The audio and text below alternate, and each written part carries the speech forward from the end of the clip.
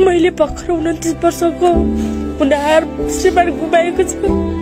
मेरो कमाइहाली भाडो भनेकै उहाँ हो। उहाँले कमाउनुहुन्थ्यो, ल्याउनुहुन्थ्यो, मैले खान्थेँ। बच्चा सानो छ, राज्यको लागि भनेर जानु। राजावादीको हिंसात्मक प्रदर्शनीको क्रममा प्रहरीको गोली लागेर निधन हुने व्यक्ति आन्दोलनकारी नभएर मजदुर। आज यसै विषय ल्याएको छु, भिडियो अन्तिमसम्म हेर्नुहोला।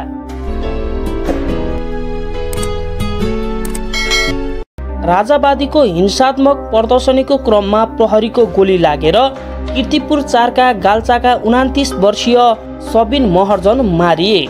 सुरक्षाकर्मीले आन्दोलनकारी ठानेका उनी एक सामान्य यातायात मजदुर भएको खुलेको छ।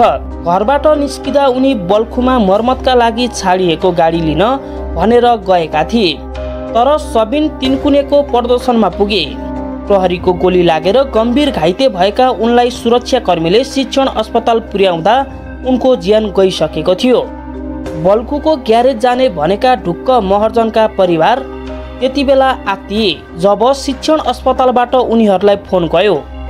उनकी श्रीमती भविषा ठकुरी आत्तिँदै शिक्षण अस्पताल पुगिन्। सबिनको छातीमा गोली लागेको थियो।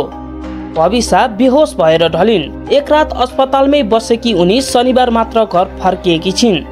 सबिन कुनै राजनैतिक कार्यकर्ता थिएनन्। जुलुस प्रदर्शनमा पनि यसअघि सहभागी भएको छिमेकी र साथीभाइहरूलाई थाहा छैन।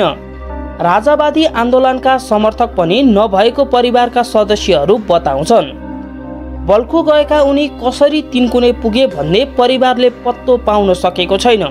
साथीहरूको लहलैमा वा कुनै काम परेर जाँदा उग्र प्रदर्शनकारी र प्रहरी बीचको झडपमा परेको हुन सक्ने आफन्तले अनुमान गरेका छन्। पेसाले सबिन सामान्य यातायात मजदुर हुन्। उनी 10 वर्षदेखि काठमाडौँ हेटौँडा सुमो गाडी चलाउँदै आएका थिए। बिहिबार गाडी सर्भिसिङका लागि बल्खुमा छाडेर घर पुगेका उनी बिहान 10 बजेतिर गाडी लिन भनेर निस्किएका थिए। अनअपेक्षित घटनाले सबिनको परिवार मर्माहत भएको छ। श्रीमती भविषा र 7 वर्षीय छोरी बिचल्ली परेका छन्। कीर्तिपुर 4 का वडा अध्यक्ष राजेन्द्र बानिया अनाहकमा निर्दोष युवाले ज्यान गुमाएकोमा दुःख लागेको बताउँछन्। उनले पीडित परिवारलाई राज्यको उचित क्षतिपूर्तिको व्यवस्था गर्नुपर्ने माग गरेका छन्। यस्तै नयाँ जानकारीको लागि हाम्रो च्यानलमा नयाँ हुनुहुन्छ भने सब्स्क्राइब गर्नुहोला र साइडमा रहेको घण्टी दबाउन नभुल्नुहोला।